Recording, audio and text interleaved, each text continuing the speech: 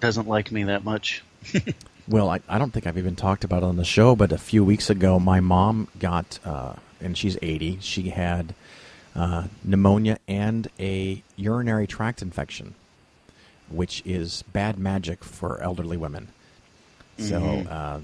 she had a little bout, and she went to the hospital and got all doped up and went through some therapy to get her walking strength back. And sounds like you're on your mend too, right? Yeah, it's a little bit easier for me. I'm still I'm only 35, so a little bit easier to mend, a little bit Well, faster. that makes well, I'm delighted to hear that you're doing better. You're going to have to update your page because it says you're 33 years old, dude. Yeah. I barely touch it. Do you not blog so much anymore? Since I started my writing career, I don't blog all that much. In addition to the fact that we've had so many new and up and coming bloggers join the Atheist Republic, and you know, I because there's so many people on there, um, I don't want any of my work to be, competing with these new writers, and Right. I'd like to let them get their voices out there. I've had a great run on Atheist Republic, about 2.5 years worth of blogging there. I've got over 75 or 80 articles on there that I've written. So my body of work there is already you know pretty pretty set in stone and pretty viable. So Well, you that's know, get, fantastic.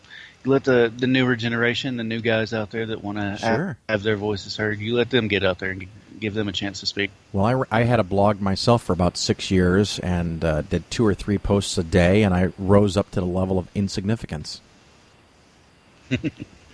So the big Yes. focus is books, and that's actually why I contacted you. I'm looking at Amazon at who's writing books, and damn, dude, how'd you find time to write this many books?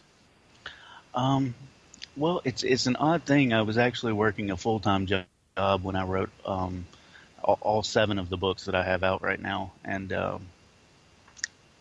I actually would, during my breaks, my 10-minute breaks and my lunch break, I would sit down with my phone and I would open up the Google Drive app, and I would use the speech to text feature, and I would just sit there and dictate to my phone. And then I took what I had later, opened it up on my computer, did a little editing work, and boom, there was they popped up. Two of the books on there are actually a collection of my blogs and essays that are all relevant to each other and work with each other. And then the Bible in a Nutshell. Actually, I broke that down into a series of blogs that were originally posted on Atheist Republic. So some of those things are available for free, and anybody can just go into Atheist Republic and um, read those blogs without actually buying the books. But for those that do want the content in one place at one time, just to have, then I made them available in that form because of their relevance to each other. Very cool. Now, I had Armin on probably a year or two ago. What is your involvement in Atheist Republic? Are you on a board, or are you just putting up content? I actually uh, I am the chief publishing officer, so I am actually an officer in the organization. I work heavily with our CEO, Allie Jackson, and doing all the fine details of the organization, um, structuring and that sort of thing. Um, and a lot of what I do at the moment um, is dealing with new authors that want to publish through Atheist Republic. Um, we sort of do it's almost it's kind of hard to describe. It's not like a traditional publishing company. What we like to do is take authors who normally would self-publish and instead of them having to do all the work of self-publishing, we let them submit their manuscripts to us, and then we slap the AR logo on it and put a little bit of a spiel about our organization in the front and back of the book, and then we go through the process of doing the self-publishing work. So we put it up through Amazon and the Create Space print-on-demand services and stuff, and then we have a book section on the website, and then we try to make their books, preview their books there, so that people, when they visit the website, they can see what books are being run through us. We're working on trying to figure out how to highlight them on Facebook, but Facebook is very weird about how you can market things on there, and if they feel that something is a marketing ploy, they tend not to show the post. So unless you pay for them to boost your post. So we're trying to figure out a way to get around that and not have to shovel money at Facebook just to use it for what it was created for. So yeah, I've tried a couple times just as an experiment. So I bought a little bit of ad space on Facebook, and it's not been particularly helpful. So, it is what it is. Yeah. Well, let's see. What was your first book? Is that The Engineer's Argument? No, the Bible in a Nutshell came out first. That was the original kickoff, and that book was a number one bestseller for almost 2 years. So. And what's in the Bible in a nutshell? The Bible? I mean. Well, I like to tell people it's the most blasphemous and irreverent version of the Bible you'll ever read. Basically, it's like, I'm not sure if you've ever seen the show Drunk History. Yes. But it's basically the Drunk History version of the Bible. It's full of cussing and just irreverent, satirical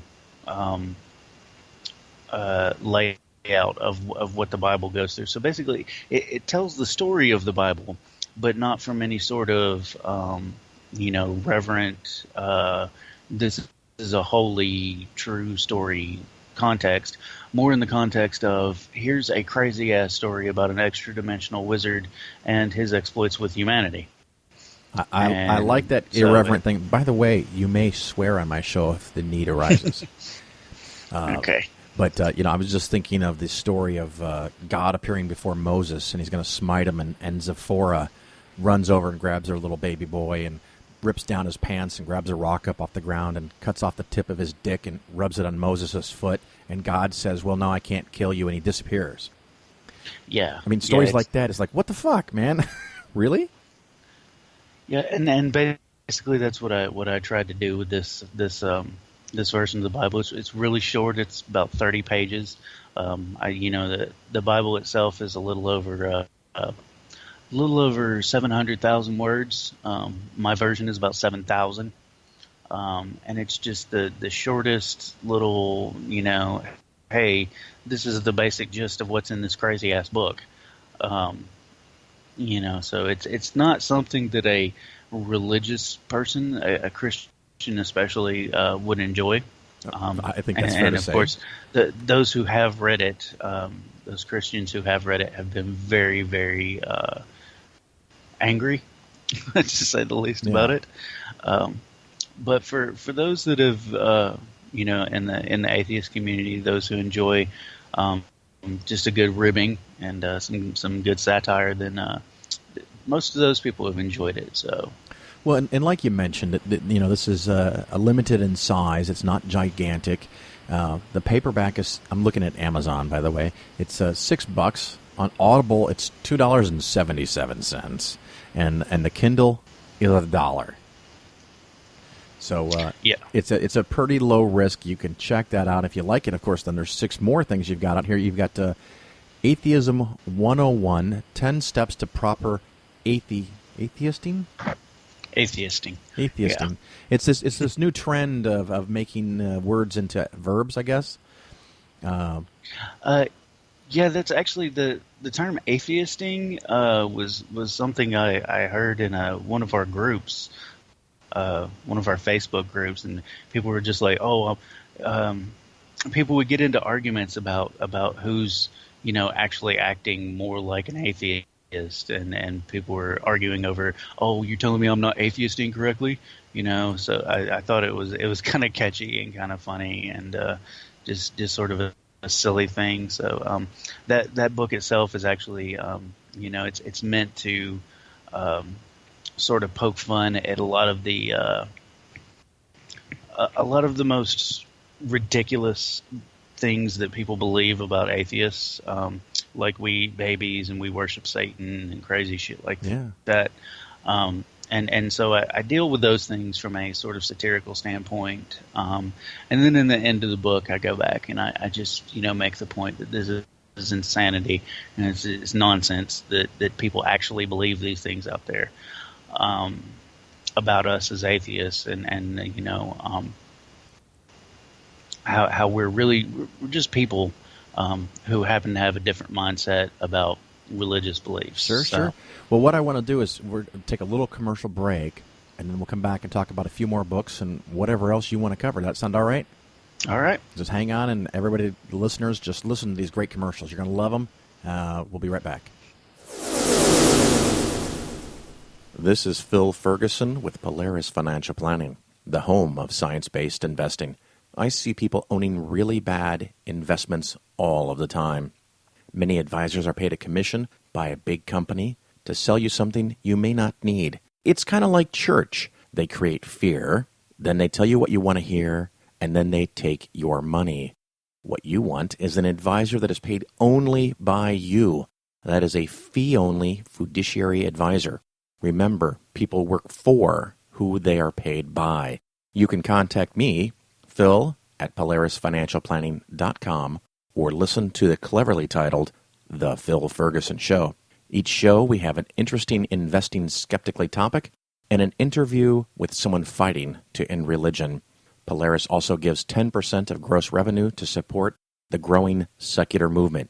You're not just getting better investments, you're helping to change the world. You're listening to The Phil Ferguson Show on Secular Media Network. All right, everybody, welcome back. This is Phil Ferguson, and you are still listening to The Phil Ferguson Show. With me I have today Casper Rigsby, and we were talking about all of his books, and the one I wanted to talk about next, it's hysterical. The cover, it's Where's Your God Now? And it's an empty toilet paper roll on the cover. Yeah, that's I get a lot of fanfare about that one. A lot of people really like that cover, and it's actually been one of the books that started to pick up. All my book sales so far have been very organic. I haven't done a lot of marketing for me myself or for my books themselves. I just I kind of just put them out there, and if the Bible in a Nutshell took off, and then people were like, well, let's see what else he's got out here. So the other book that's doing really well right now is Holy Shit, The Insanity of Blind Faith, Volume 1, Christianity. And then Where's Your God Now is picking up as well. Where's Your God Now is a collection of essays, and it's dealing with just the entire concept of the God hypothesis in general. What is a God? People talk about worshiping God, and I'm like, which God, which version of God, So I deal with those sorts of issues in that book. Just talking about how you approach all these different things. How you even approach the idea of God itself. Is that a viable idea? Even in the context of a deistic sense, is God a realistic, concept? And, for my part, of course, it's not. That's why I'm an atheist. It's not just about I don't believe in a Christian God or the Muslim God or something. Just the entire concept of God itself, some supreme, ultimate space wizard out there. It's nonsense to me. So. Now, I also see that, it's on Audible. Who's doing the audio recordings? Paul Sading is who I've been working with for the last two recordings I've done for Holy Shit and Where's Your God Now. He's a pretty talented podcast